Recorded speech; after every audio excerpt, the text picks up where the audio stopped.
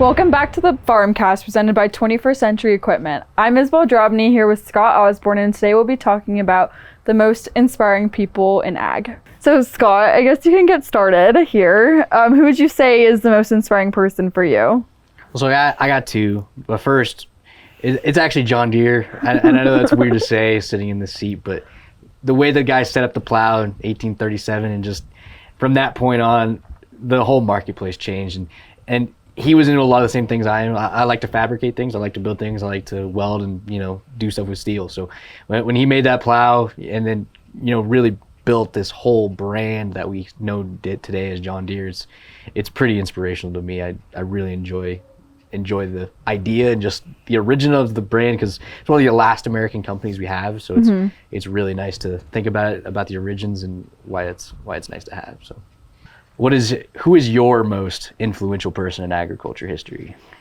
Mine is probably Temple Grandin. I went to CSU, so I actually got to see her on campus here and there. The new standard that she set for the cattle chutes, just making the cattle more at ease when going through and designing a mechanism to almost trick them into thinking that they were going out, but in a way that wasn't stressful for them, right.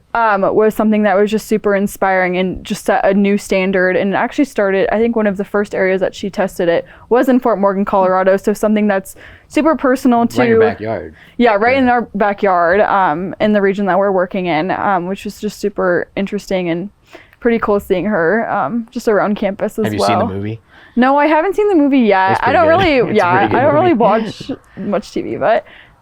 I saw her in the grocery store once, and so I wanted to go up to her, but cool. I didn't want to, make her all nervous and approach her when she was in her element. Yeah, absolutely. And she also studied in Illinois too. Yeah, what's her program though at CSU? That's what I'm trying to remember. She has a design class where people can make the maps. Really? Okay. I believe, and then she also guest speaks a lot in certain classes. So a lot of that's how I know her. Freshman orientation classes. Right. I think she talked in one of them that I was in, and does a lot of guest speaking. Obviously has a lot of... Because isn't she just the animal science, one of the big ones there? Yes. She's huge, right? And she guest speaks a lot. How old is she now? I'm not too positive.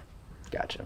I didn't look up the logistics of how old she was. No, I just didn't know. But when she's in the movie, she's 19. She's really young. Oh, really? Yeah. I should watch it. Well, and CSU just came out with their own version too. Really? Yeah, they premiered.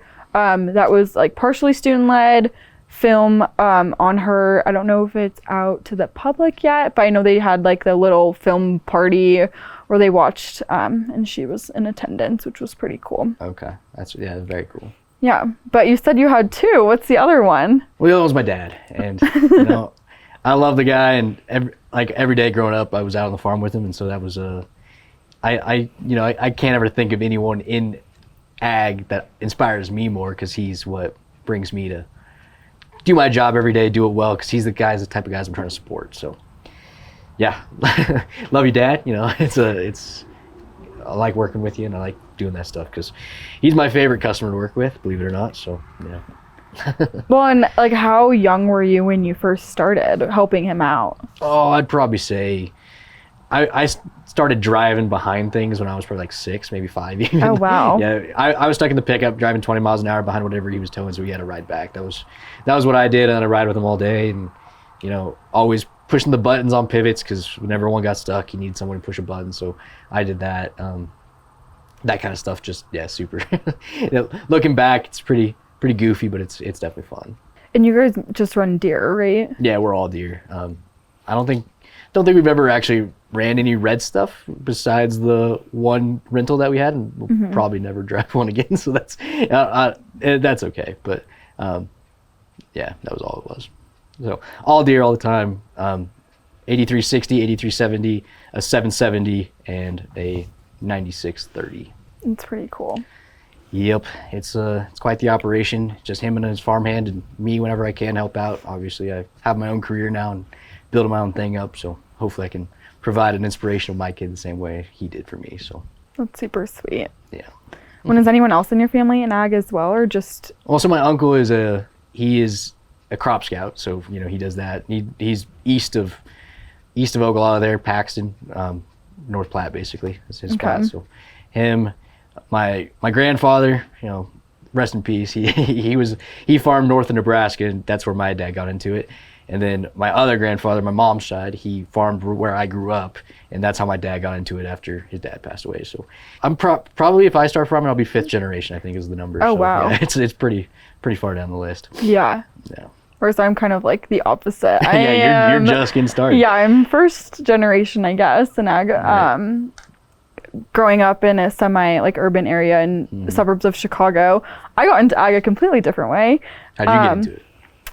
Well, my parents are educators, so they kind of get to know a lot about different camps and opportunities that their students can attend. Right. And they found out about the USDA Ag Discovery Program. So they basically sponsor you for 2 weeks to go out to partnering universities to learn about the opportunity in ag and what a career in ag would look like and places that you can study it. So I attended that and decided that was what I wanted to do. But I am the first person. You're pretty rare in that, Mark. I don't think. Yeah. There's not too many people that choose to do it. The first person that has ever studied ag. I think one of my cousins might be a little bit involved, but not So I guess super what close. made you choose Colorado State over Purdue? Because Purdue's like right there. Yeah, I wanted to go out of state, kind of far from home. I like all the fun things to do in the mountains as well. So I kind of just wanted a change of environment, and CSU has a decent ag program. So I was one of the best, right? Yeah, so I was happy to be a part of that. Temple did you ever have a class with Temple? No, I wish I wanted to take one of her classes. It just conflicted with my schedule.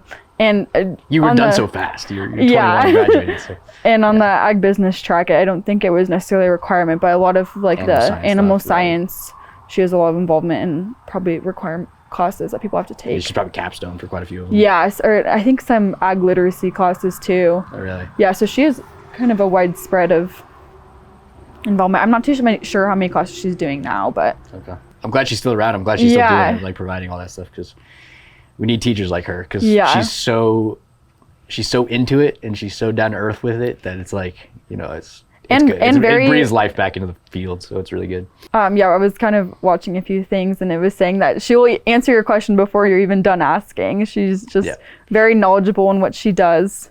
Yeah, she just gets amped up to answer. Yeah. Exactly. So.